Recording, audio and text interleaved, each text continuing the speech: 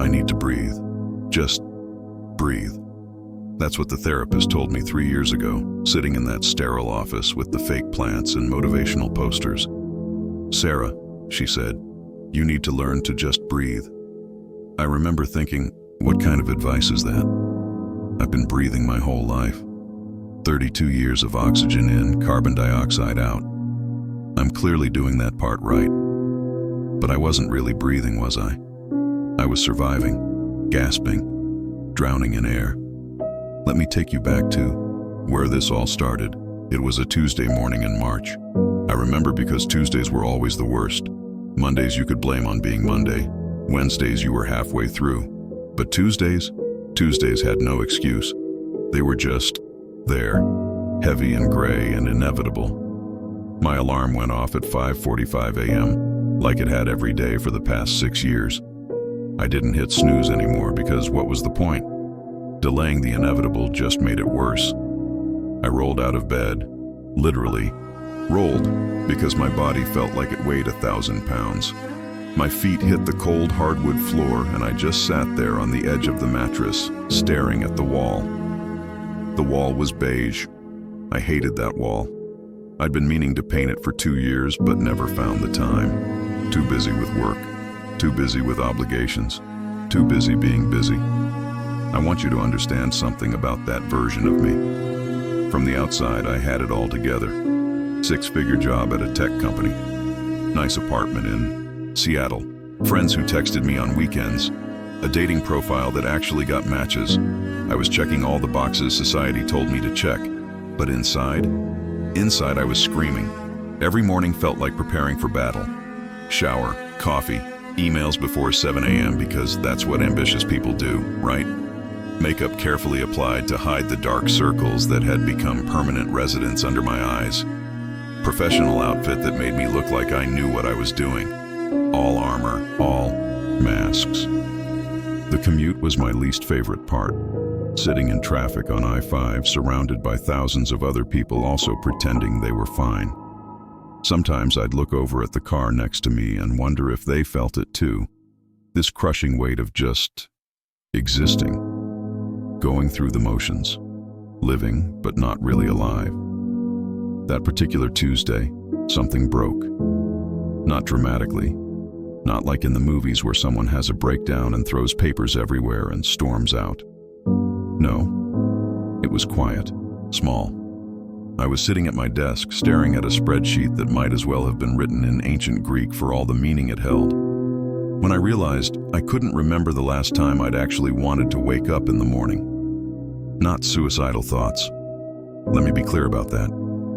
But just the absence of desire. The absence of that spark that makes you think, yes, another day, let's see what happens. Instead, it was just obligation, routine, autopilot. I closed my laptop.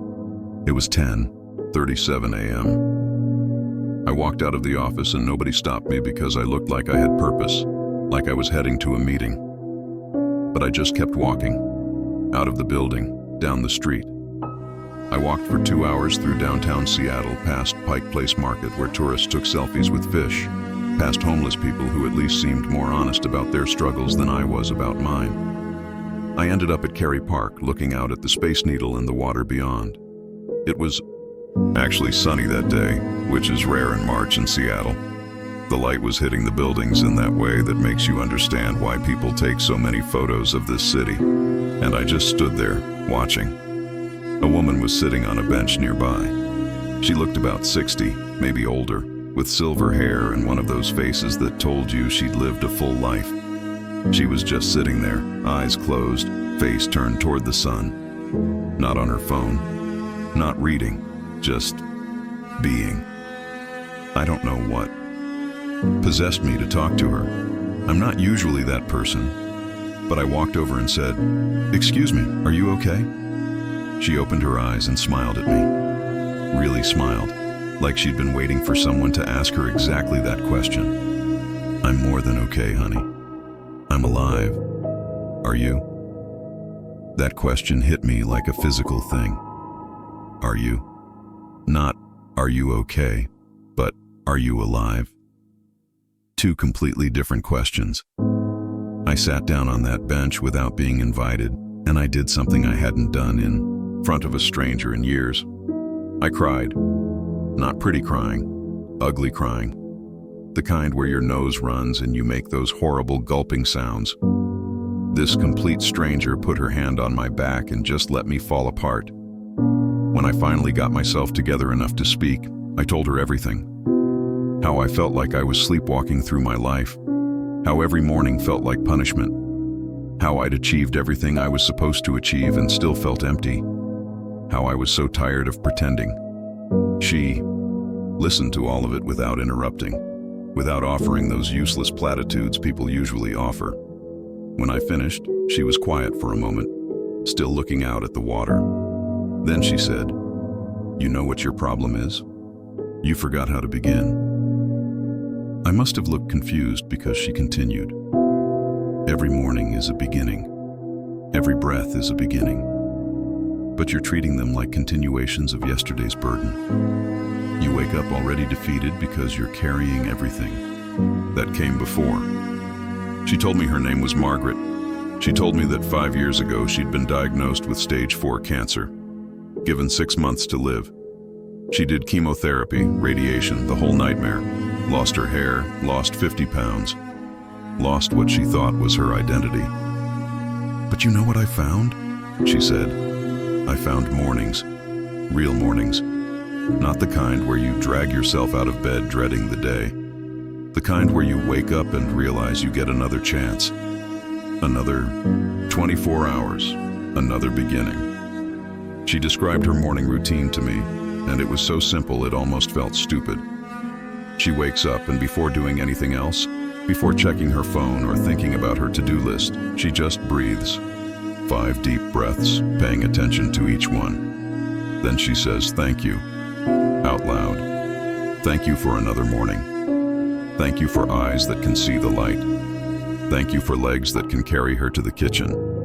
Thank you for the ability to feel, even when the feelings are hard."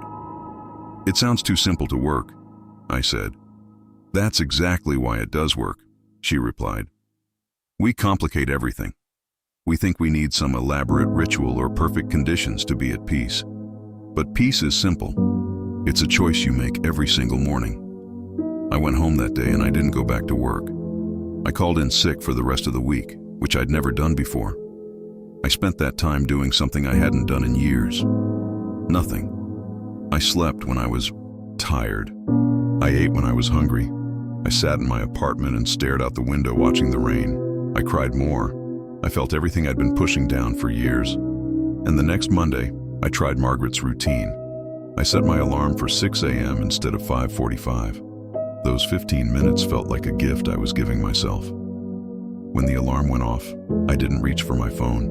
I just lay there and breathed. 1, 2, 3, 4, 5. Deep breaths, feeling my chest rise and fall. Then I said it out loud, feeling absolutely ridiculous. "Thank you for another morning." My voice sounded strange in the quiet apartment, but I kept going. "Thank you for this bed that kept me warm. Thank you for the rain outside that waters the earth. Thank you for my hands that work, my heart that beats, my mind that thinks, even when the thoughts are messy. I want to tell you that everything changed instantly, that it was like a light switch flipped and suddenly I was fixed. But that's not how it works. That first morning, I still felt heavy. I still dreaded going to work. The spreadsheets were still meaningless, but there was something different. A tiny crack in the armor, a small space where light could get in. I kept doing it, every morning. Some days it felt authentic. Some days it felt like I was lying to myself. But I kept showing up to those first 5 minutes of my day like they mattered. Weeks passed, then months. Small things started shifting. I noticed the morning light coming through my window differently. I started actually tasting my coffee instead of just using it as fuel. I smiled at the barista and realized I'd never learned her name in 3 years of going to the same coffee shop. It was Emma. I started asking myself questions in those morning moments. Not big philosophical questions, simple ones. What do I actually want from today? Not what I should want, what I actually want. Sometimes the answer was just to get through it without losing my mind. And that was okay, that was honest. Other days the answer surprised me. I want to call my mom. I want to try that new lunch place. I want to leave work on time and watch the sunset. Small wants, but they were mine. 6 months after meeting Margaret, I quit my job. Everyone thought I was crazy. 6 figures, benefits, stability, but I'd realized that I was dying there, slowly, quietly, respectably, but dying nonetheless. I didn't have another job lined up. I had savings and a probably naive belief that I could figure it out. I started freelancing, doing consulting work that let me set my own hours, made way less money, had way more panic attacks about money, but I could breathe. My morning routine evolved. Those 5 breaths became 10, then 15. I added stretching. Not exercise, just gentle movement, saying good morning to my body instead of treating it like a vehicle I was stuck driving. I started journaling, just stream of consciousness, whatever was in my head. Most of it was garbage, but sometimes I'd write something that surprised me, something true. I reconnected with Margaret. We started meeting for coffee once a month. She became my accidental mentor, though she'd laugh at that title.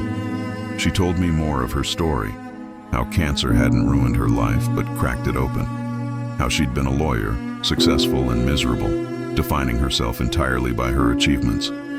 Losing everything, she said, was the best thing that ever happened to me, because when they told me I was dying, I finally started living. She's been in remission for 4 years now. She volunteers at a hospice, sitting with people in their final days. They teach me more than I teach them, she told me.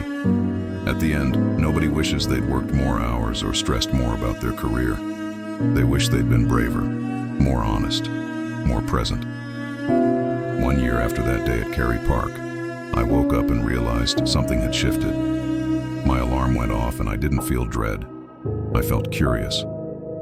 What would today bring? I did my breathing, my gratitudes, my gentle stretching. I made coffee and sat by the window watching the city wake up, and I felt it, that thing I'd been missing. Aliveness, not happiness, not some constant state of joy, but aliveness.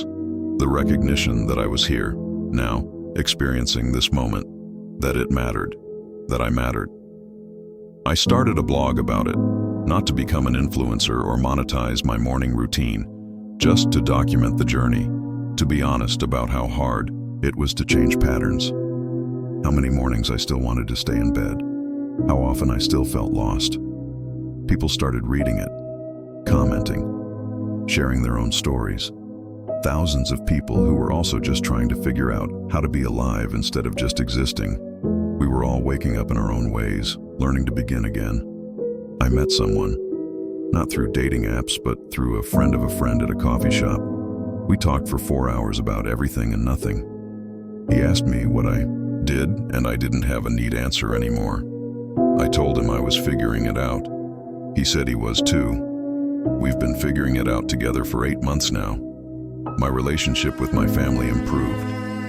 When I was running on empty, I had nothing to give them. Every call felt like obligation. But when I started filling my own cup first, started those mornings with intention, I had something to offer. Presence, attention, love that wasn't exhausted. I'm not going to tell you that my life is perfect. Now, it's not. I still have hard days. Days where the anxiety wins. Days where I scroll through social media and compare my messy journey to everyone else's highlight reel. Days where I wake up and forget to breathe, forget to be grateful, fall back into old patterns. But here's what's different. I notice now. I notice when I'm slipping. And I have tools. I come back to the morning, back to the breath, back to the beginning. That's what I want you to understand. You don't have to wait for a crisis to change. You don't have to hit rock bottom before you decide to climb back up. You can start right now. Tonight, before you go to sleep, you can decide that tomorrow morning will be different. Not perfect, Not some Instagram-worthy routine with fancy meditation cushions and organic green juice. Just different. Just 5 breaths before you reach for your phone.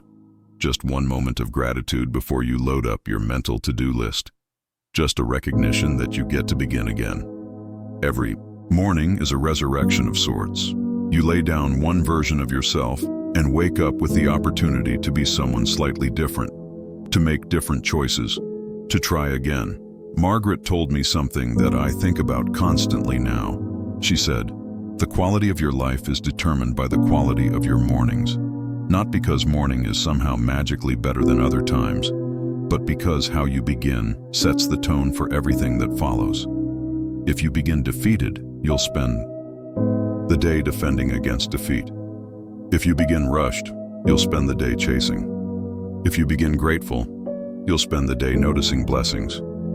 If you begin with breath, with presence, with intention, you'll carry that with you." It's been 2 years now since that day at Cary Park. 2 years of practicing beginning. I still see Margaret monthly. She's teaching me about aging gracefully, about accepting change, about holding things lightly. Her cancer came back 6 months ago. She's doing treatment again, and she still wakes up every morning and breathes and says thank you. "Even now?" I asked her. "Even with everything you're going through?" "Especially now," she said. "These mornings are precious. I don't know how many I have left. None of us do, really, but I know I have this one.